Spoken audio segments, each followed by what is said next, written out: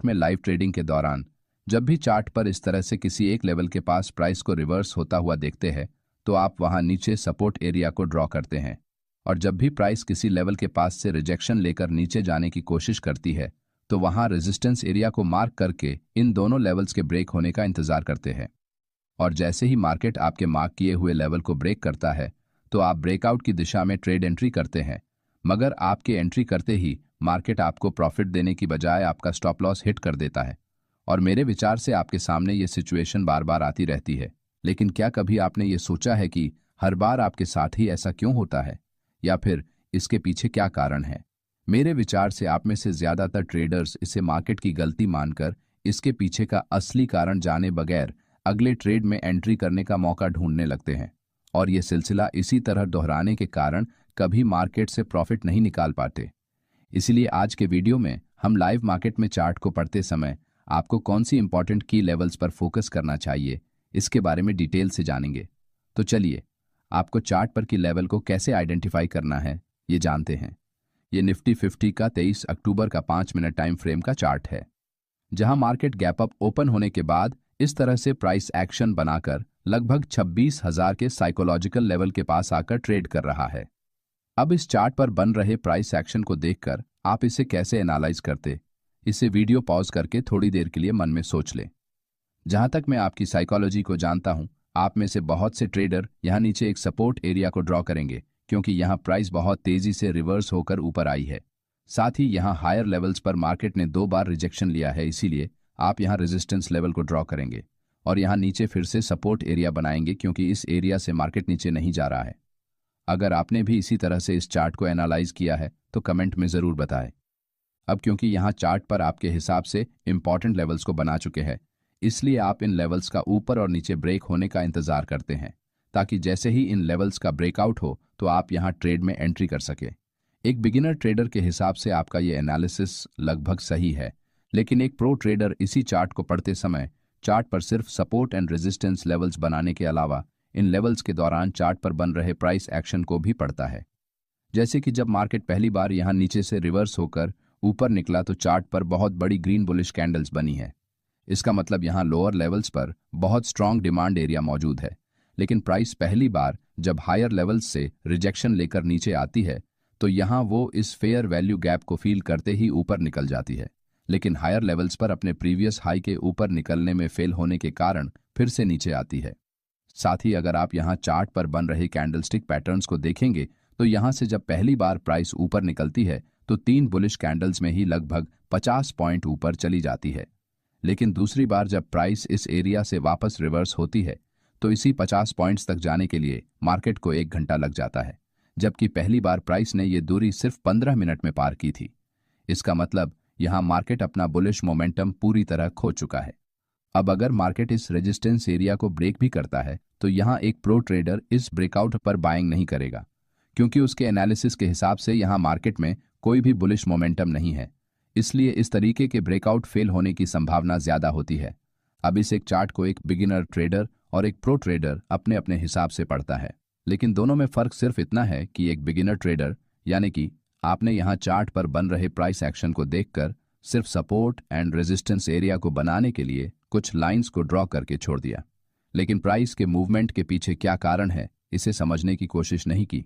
लेकिन वही एक प्रो ट्रेडर इसी चार्ट को पढ़ते समय सिर्फ प्राइस एक्शन को देखकर सपोर्ट एंड रेजिस्टेंस एरियाज को मार्क करने के बजाय इन चार्ट पर बन रहे कैंडल्स को देखकर उनके पीछे की साइकोलॉजी को भी समझने की कोशिश करता है,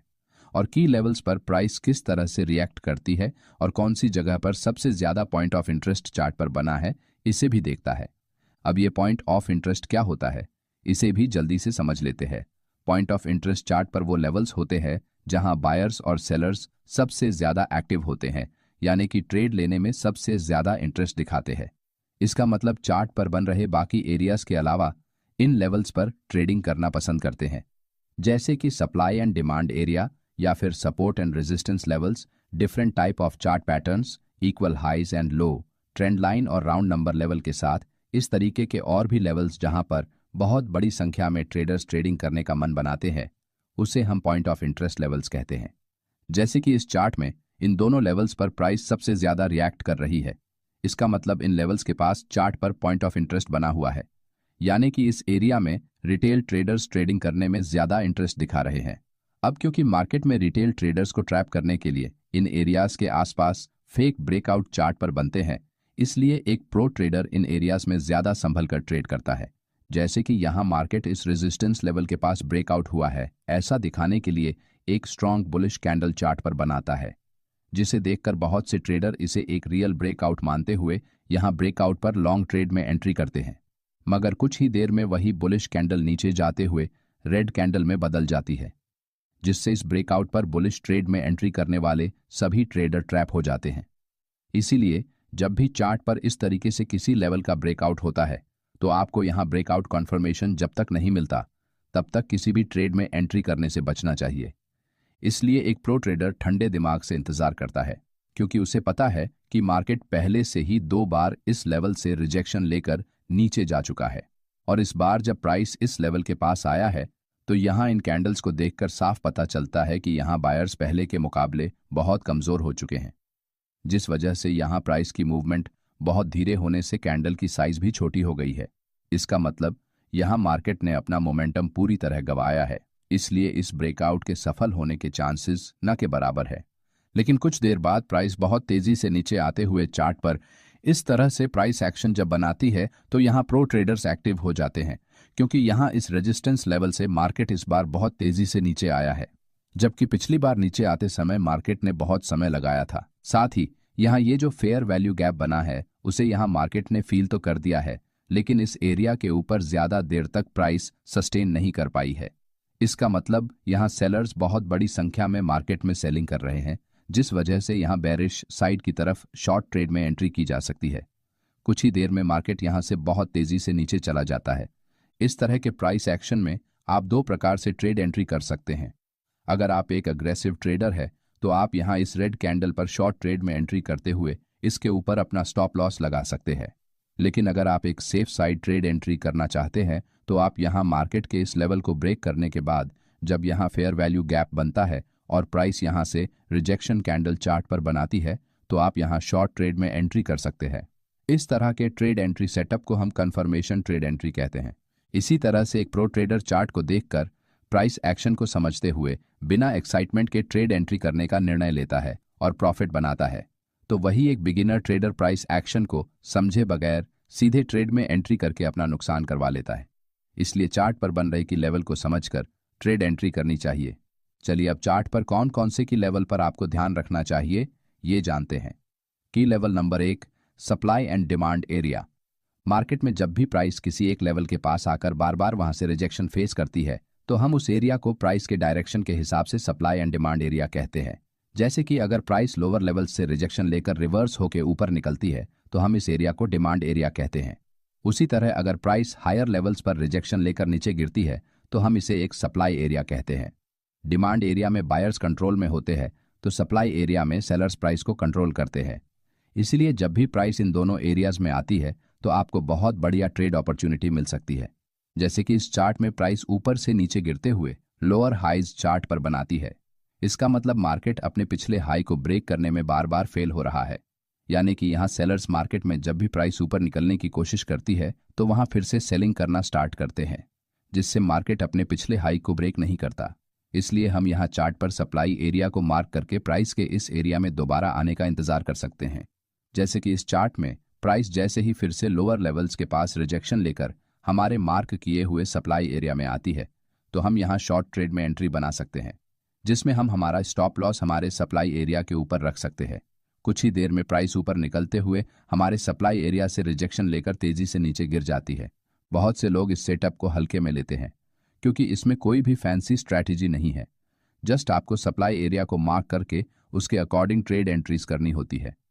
इसलिए ट्रेडर मार्केट में फैंसी ट्रेडिंग स्ट्रैटेजी के पीछे पागल होकर इस बेहतरीन एंट्री सेटअप को भूल जाते हैं। ये सेटअप आपको हर दिन ट्रेड एंट्रीज प्रदान करता है। जैसे कि मैंने यहाँ इस सेटअप को समझाने के लिए निफ्टी 50 के 26 सितंबर के 5 मिनट टाइम फ्रेम के चार्ट का इस्तेमाल किया है। तो वही अगर आप इससे अगले दिन के यानी कि 29 तारीख के चार्ट को देखेंगे तो मार्केट फिर से हमारे सप्लाई एरिया से रिजेक्शन लेकर बहुत तेजी से नीचे गिरते हुए आपको नजर आएगा। साथ ही इसी एक दिन में आप इस सेटअप का इस्तेमाल करके यहाँ फिर से ट्रेड एंट्री कर सकते हैं, क्योंकि यहाँ चार्ट पर जब प्राइस नीचे गिरती है तो कुछ देर के लिए इस लेवल पर रुकने के बाद तेजी से नीचे जाती है। इसका मतलब इस एरिया में सेलर्स बहुत बड़ी संख्या में सेलिंग कर रहे हैं, जिस वजह से यहाँ एक स्ट्रॉन्ग सप्लाई एरिया चार्ट पर बन रहा है। साथ ही ये एरिया अभी तक मार्केट ने टेस्ट नहीं किया है, इसीलिए ये एक फ्रेश सप्लाई एरिया है। इसी दिन जैसे ही प्राइस इस एरिया के पास आती है तो यहाँ से फिर से रिजेक्शन लेकर नीचे गिर जाती है, जिससे हमें यहाँ बहुत अच्छा प्रॉफिट मिलता है। इसीलिए आप इस ट्रेड एंट्री सेटअप को इग्नोर नहीं कर सकते। अब जिस तरह सप्लाई एरिया काम करता है उसी तरह डिमांड एरिया भी काम करता है। जैसे कि निफ्टी 50 के इस 1 अक्टूबर के 5 मिनट टाइम फ्रेम के चार्ट को अगर आप देखेंगे तो यहाँ मार्केट लोअर लेवल से रिजेक्शन कैंडल बनाकर तेजी से ऊपर निकला है। इसका मतलब इस एरिया में बायर्स एक्टिवली बाइंग कर रहे हैं और वो प्राइस को इस एरिया से नीचे नहीं जाने देना चाहते। इसलिए ये एरिया हमारे लिए एक डिमांड एरिया की तरह काम कर सकता है, और अगर नेक्स्ट टाइम प्राइस इस एरिया से रिजेक्शन लेती है तो हम यहाँ लॉन्ग पोजीशन में ट्रेड एंट्री कर सकते हैं। इसलिए जैसे ही कुछ देर बाद प्राइस इस एरिया में आकर चार्ट पर रिजेक्शन कैंडल बनाती है तो हम यहाँ लॉन्ग ट्रेड में एंट्री कर सकते हैं। यहाँ कुछ ही देर बाद मार्केट ऊपर जाते हुए हमारे प्रॉफिट टारगेट को हिट कर देता है। इसी तरह से 3 तारीख को मार्केट चार्ट पर इस तरीके से लोअर लेवल से रिजेक्शन लेकर तेजी से ऊपर निकलता है तो हम यहाँ डिमांड एरिया को मार्क कर सकते हैं। थोड़ी देर बाद प्राइस जैसे ही इस डिमांड एरिया में आती है तो यहाँ से फिर से रिवर्स होकर ऊपर निकल जाती है और इसके ऊपर ट्रेड करती रहती है। अब जो भी ट्रेडर इस एरिया में लॉन्ग ट्रेड में एंट्री नहीं कर सके, वो जब प्राइस ये एक फ्रेश डिमांड एरिया बनाती है और यहाँ अगर भविष्य में प्राइस वापस आती है तो फिर से लॉन्ग पोजीशन में एंट्री कर सकते हैं, क्योंकि जब भी प्राइस अपने पिछले डिमांड एरिया को टच करे बिना उससे पहले ही रिवर्स हो जाती है तो इसका मतलब यहाँ इस लेवल पर बायर्स बहुत स्ट्रांग है, इसलिए वो मार्केट में बढ़े हुए दामों यानी कि प्राइस पर खरीदारी करना पसंद कर रहे हैं। इसीलिए ये एक फ्रेश डिमांड एरिया बन जाता है। अब अगर प्राइस यहाँ वापस आती है तो और अधिक नीचे जाने की बजाय यहाँ से ही रिवर्स हो सकती है। इसी वजह से आप यहाँ ट्रेड एंट्री कर सकते हैं। इसी तरह मार्केट में की लेवल का इस्तेमाल करके ट्रेड एंट्रीज की जाती है। ये ट्रेडिंग करने का सबसे सिंपल तरीका है और आप जितने सिंपल रहकर ट्रेडिंग करेंगे आपके प्रॉफिटेबल ट्रेडर बनने के चांसेस उतने ही बढ़ जाते हैं। की लेवल नंबर 2, लिक्विडिटी एरिया। ये निफ्टी 50 का 3 अक्टूबर का 5 मिनट टाइम फ्रेम का चार्ट है, जहां मार्केट तेजी से नीचे गिरने के बाद लोअर लेवल से रिवर्स होकर चार्ट पर इस तरह से प्राइस एक्शन बनाता है। जहां नीचे डिमांड एरिया बना है तो यहां हायर लेवल्स पर सप्लाई एरिया चार्ट पर क्रिएट हुआ है। अब दूसरी बार जब प्राइस इस फेयर वैल्यू गैप से रिजेक्शन लेकर नीचे जाती है तो यहां फिर से एक फ्रेश सप्लाई एरिया क्रिएट हो जाता है। जब भी चार्ट पर सप्लाई एंड डिमांड एरिया बनता है तो वहां बड़ी संख्या में रिटेल ट्रेडर ट्रेड करना पसंद करते हैं, जिस वजह से इन एरियाज के पास लिक्विडिटी जनरेट हो जाती है, जो कि प्राइस के मूवमेंट के लिए बहुत आवश्यक है। अब जब प्राइस दोबारा नीचे जाती है तो वो अपने प्रीवियस स्विंग लो को नीचे ब्रेक करने की बजाय उससे पहले ही रिवर्स होकर अपने हायर लेवल्स पर बने सप्लाई एरिया के पास फेक ब्रेकआउट क्रिएट करके यहाँ रिटेल ट्रेडर्स की लिक्विडिटी को स्वीप करने के बाद फिर से नीचे चली जाती है और लोअर लेवल में डिमांड एरिया के पास बनी लिक्विडिटी को ग्रैब कर लेती है।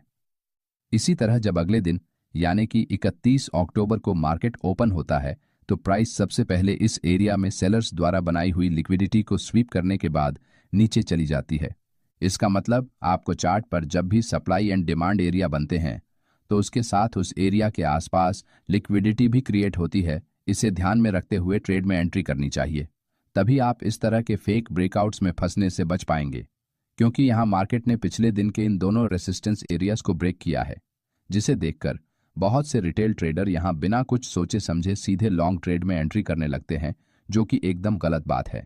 क्योंकि मार्केट में इस तरह के ब्रेकआउट आपको फंसाने के लिए ही बनाए जाते हैं और ये इतने परफेक्ट होते हैं कि कोई भी ट्रेडर इन्हें देखकर अपने आप को नहीं रोक पाता और यहाँ सीधे ट्रेड में एंट्री कर लेता है। आपके साथ भी बहुत बार ऐसा हुआ होगा कि चार्ट पर एक ऐसा परफेक्ट ब्रेकआउट आपको दिखा होगा जो एक बेहतरीन ब्रेकआउट के सभी क्राइटेरियाज को पूरा करता है, लेकिन फिर भी फेल हो जाता है और आप इसमें ट्रैप हो जाते हैं।